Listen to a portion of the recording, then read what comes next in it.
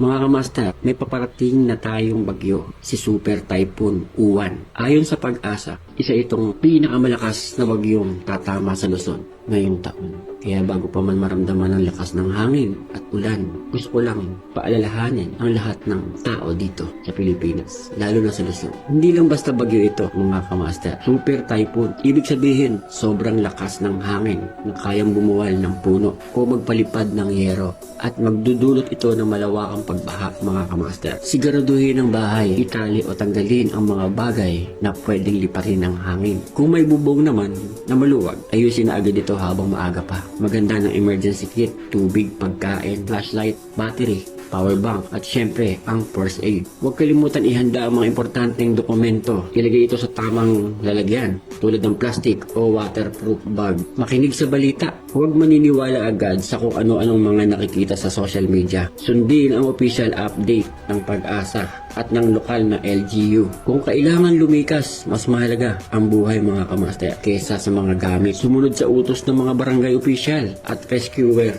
Mga kamaster, alam ko, sanay na tayo sa bagyo. Pero huwag nating baliwalain si Uwan. Tandaan, mas mabuting handa kaysa magsisi sa huli. I-share nyo ito, mga kamaster, para makita ng karamihan at makapaghanda sila na habang maaga pa. Ingat po tayong lahat, mga kamaster. Stay safe and stay alert. Hanggang sa muli, mga kamaster. Paalam.